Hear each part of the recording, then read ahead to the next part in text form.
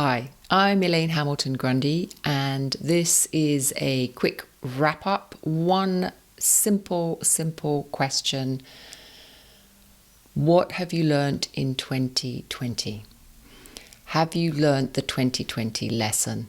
And that is a really simple reflection for you, and continue to experiment because this lesson is ongoing.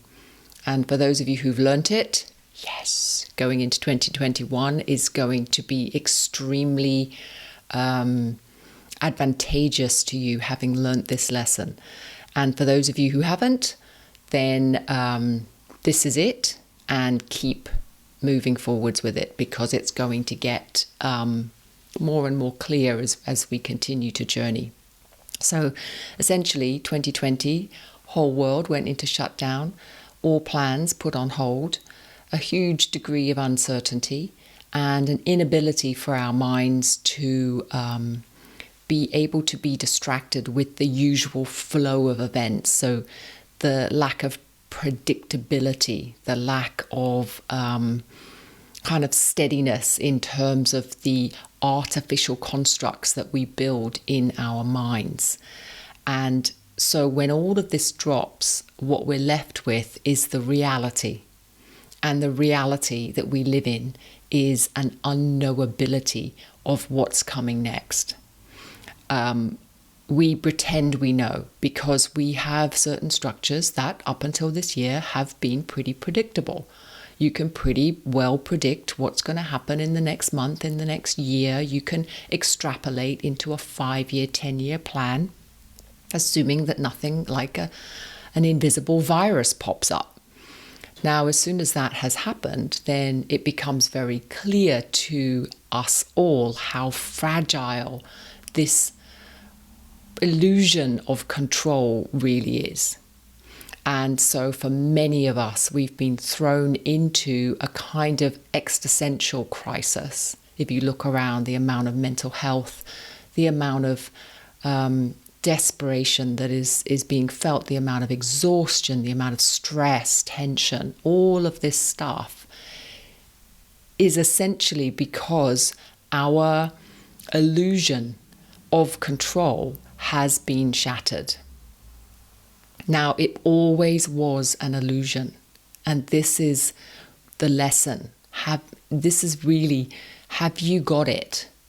That all of this structuring, all of this planning, all of this careful, meticulous, egoic structure that we try and place around our lives is essentially an illusion.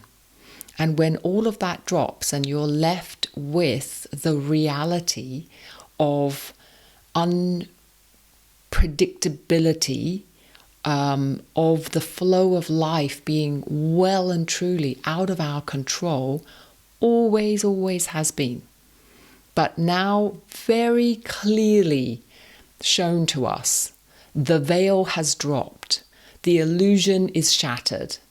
And of course, now with talk of the vaccine and the talk of, the end in sight and all the rest of it, of course, we couldn't continue to live in a completely unstructured world. So, of course, the universe is starting to put back these illusions for us. But here's the thing. Have you seen it? Have you seen through it? How fragile and how irrelevant and how illusionary all of this grasping for control truly is. And in those moments when you realized you had no control, what was your response? Where did you go? So for many of us, we went into panic, we went into depression, we went into anxiety, into stress.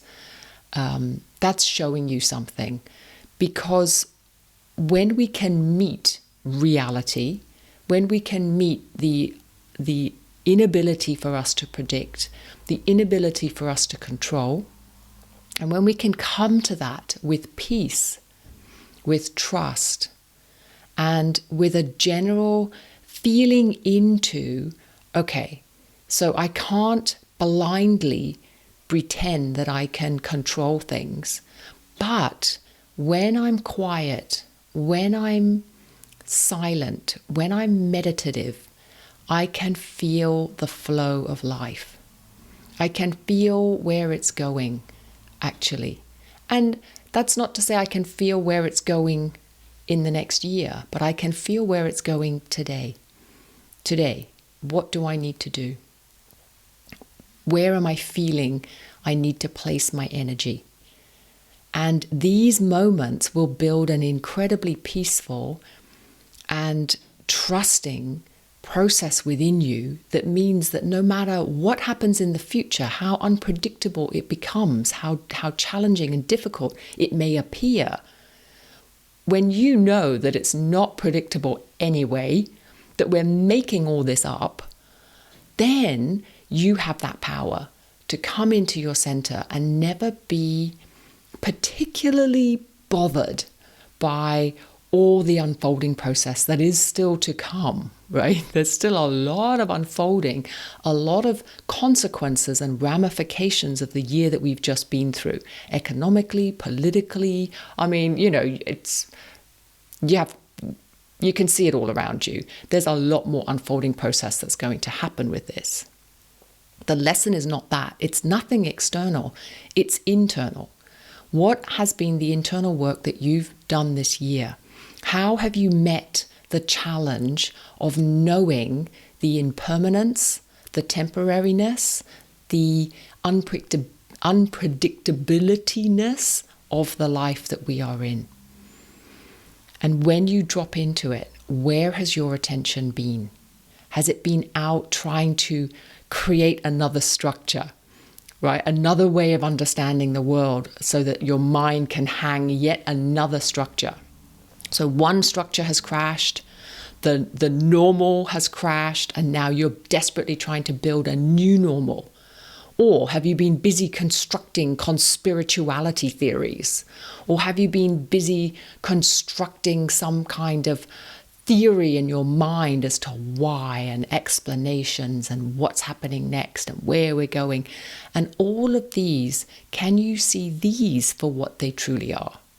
In other words, just the mind scramble to put yet another illusionary structure around its need for control. Because that's what the ego needs to do. It always needs to feel like I'm in control.